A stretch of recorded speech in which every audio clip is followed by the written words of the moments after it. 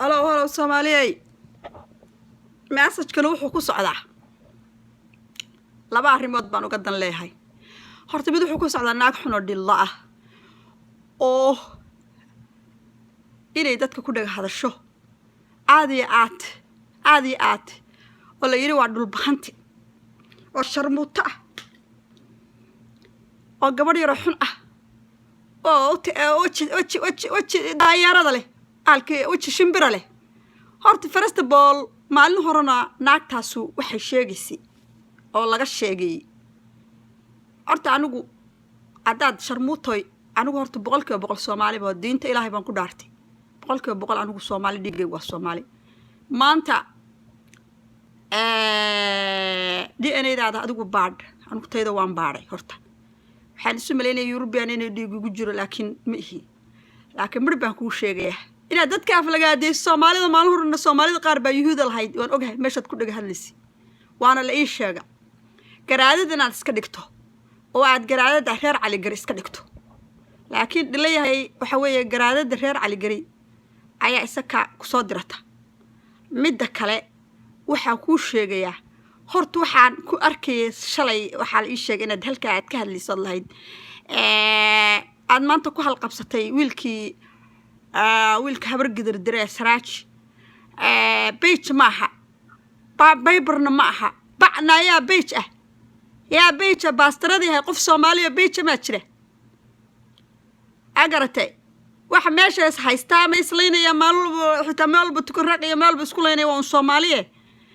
xitaa qabiilkaaga iyo dhulkaaga iyo waxaad ka hadashay mal iyo dad kale ayaad ka hadlaysay waxaan ku arkay inaad khaldanayd wixii ku soo diray ee ku soo dhiibay hadallada ku soo dhiibana maalba Soomaalida qaar aflagaadiso hadda balaag ninkaasna waa u hiilinaysay waxay aflagaadeynaysa qolada reer habar gidir bay aflagaadeynaysa horta aan ku waramay habar gidir 100% waa Soomaali adigana waa ka jinsiyadaada waa ka Soomaalisan Soomaalida habar gidir ahwiye iyo Soomaalida isaaq intaba 100% waa Soomaali garanaysaa saaq iyo ahwiye 100% horta waa 100% waa Soomaali way aan ku waramay daarood baa ku soo haray daaroodka isagoo 100% Soomaali waayahay oo wadanka inta ku dhalatay intii generationki daarood Ismaaciil joogtay laakiin kuwa qaska ee qurunkoodi aad ka mid tahay oo fadraha ah oo meel walba nagu daba socda oo aan dhulka Ilaahay ka marweynay oo aan jinsiyadooda email ay ka soo jeedaan aqoonin jinsiyadooda email aan ka soo jeedaan aan aqoonin naaya aniga kuwa daarood sheeganaya meel aan ka mar laahay oo meeshan maraya daba socda oo qoladay doonaan ay isticmaala waligeyn anigu caynaya ma la arkay waa adigoo kale oo tuuga ah oo iska soo dhigdhigaya inay dad Soomaalida ay u dhaxayeen waxay ku leedahay ninba naaya ninka qofkii 100% Soomaali ayaa 100% justice iskale qofkii 100% wadankiisa ku ah jinsiyadiisa ku ah ayaa 100% justice iskale sidaas dadku u arka qofka minority-ga ah ee wadankiisa aan ahayn jinsiyada 100% aan ahayn waxa weeye inuu sharcigu wuxuu u siiyo inuu ku qanco ayuu xaq u leeyahay ma garatay lingi 100% dadkiisa wadanka joogo 100% xaqiisa laga bixinayo 100%